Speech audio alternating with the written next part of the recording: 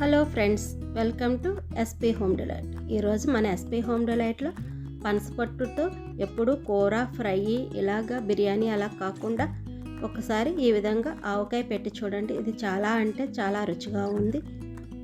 ఒకసారి ఎలా పెట్టాలో చూసేద్దామా. మనకి మార్కెట్లో పనసపొట్టు రెడీగా దొరుకుతుందండి. అలా తెచ్చుకున్నా పర్వాలేదు. లేకపోతే నేను చూడండి ఈ విధంగా ముక్కలు తెచ్చుకొని వీటిని ఇప్పుడు సన్నగా కట్ చేసుకుంటున్నాను. పనస ముక్కల్ని ఎప్పుడూ కూడా పనస పొట్టుగా చేసుకునేటప్పుడు చాకుకి ఇలాగ ఆయిల్ అప్లై చేసుకుని ఇలాగ ప్లాంక్కి కూడా ఆయిల్ అప్లై చేసుకుని అప్పుడు కట్ చేసుకోండి.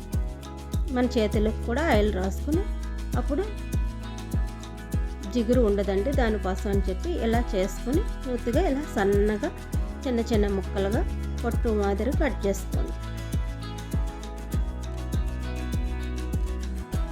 మీలో ఎవరైనా ఫస్ట్ టైం నా వీడియో కనుక చూస్తున్నట్లయితే నా ఛానల్ సబ్స్క్రైబ్ చేసుకుని ఆల్ అని యాక్టివేట్ చేస్తే నేను ఏ వీడియో అప్లోడ్ చేస్తే మీకు నోటిఫికేషన్ వస్తుంది.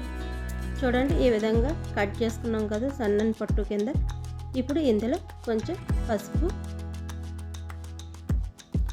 అలాగే కొంచెం ఆయిల్, కొంచెం సాల్ట్ కూడా వేసి బాగా మిక్స్ చేసుకుని 2 అవర్స్ పాటు ఎండలో పెట్టుకోవాలండి.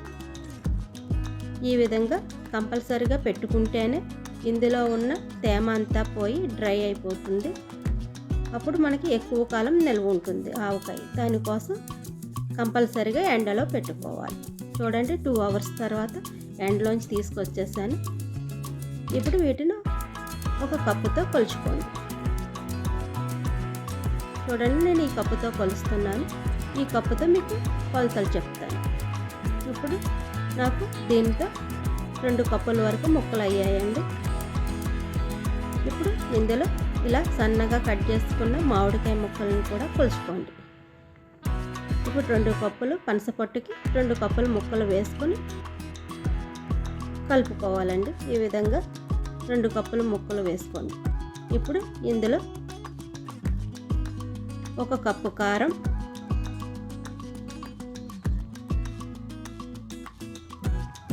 అలాగే 1/4 కప్పు ఆవపిండి,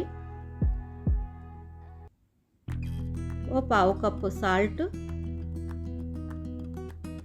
1 టేబుల్ స్పూన్ మెంతిపిండి కూడా వేసుకోండి.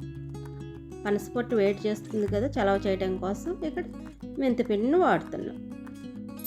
ఇప్పుడు ఈ మిశ్రమాలన్నీ బాగా కలిసేలాగా బాగా మిక్స్ చేసుకోండి. 1/2 కప్పు వేరుశనగ నూనె వేస్తున్నాను. ఇలాగ 1/2 కప్పు ఆయిల్ వేసి పూర్తిగా కలుపుకొని పక్కన పెట్టుకోవాలి. తడి ఏమి తగలకుండా 48 అవర్స్ పాటు పక్కన ఉంచుకోండి. ఇప్పుడు ఒక ప్యాన్ పెట్టుకుని అందులో 1 కప్పు వేరుశనగ నూనె వేసుకున్నానండి. అందులో కొంచెం శనగపప్పు, మినపప్పు, ఆవాలు, అలాగే కొంచెం జీలకర్ర, కొన్ని వెల్లుల్లిపాయలు కూడా పొట్టు తీసుకుని ఈ విధంగా ఒలుచుకుని వేసుకోవాలి. ఇప్పుడు ఇందులో 4-5 ఎండుమిర్చిని కూడా ముక్కలుగా కట్ చేసుకుని వేసుకోండి. ఇప్పుడు ఇందులో ఇది కొంచెం వేగిన తర్వాత ఇప్పుడు కొంచెం కరివేపాకు కూడా వేసి వేయించుకోవాలి. ఈ పోపు బాగా వేగిన తర్వాత ఇప్పుడు స్టవ్ ఆఫ్ చేసుకొని కొంచెం ఇంగువ కూడా వేసుకొని దీన్ని పూర్తిగా చల్లారనివ్వండి. చూడండి 48 అవర్స్ తర్వాత పచ్చడి ఎంత బాగా ఊరింది కదా. ఈ విధంగా ఒకసారి కలుపుకొని ముందుగా చల్లార్చుకున్న పోపు మిశ్రమాన్ని కూడా వేసుకొని బాగా కలుపుకోవాలి. ఈ పద్ధతులు కనుక పాటించి ఈ పచ్చడి కనుక చేసుకుంటే కంపల్సరీ 1 ఇయర్ పాటు నిల్వ ఉంటుందండి. నేను ఫస్ట్ టైం చేస్తున్నాను. ఇది చాలా అంటే చాలా రుచిగా ఉంది. మీరు కూడా ఒకసారి ట్రై చేసి ఎలా వచ్చిందో నాకు కామెంట్ సెక్షన్లో తెలపండి. మీకు నా వీడియో కనుక నచ్చినట్లయితే లైక్ చేయండి. అలాగే మీ ఫ్యామిలీ మెంబర్స్కి షేర్ చేయటం మర్చిపోకండి. Thank you for watching.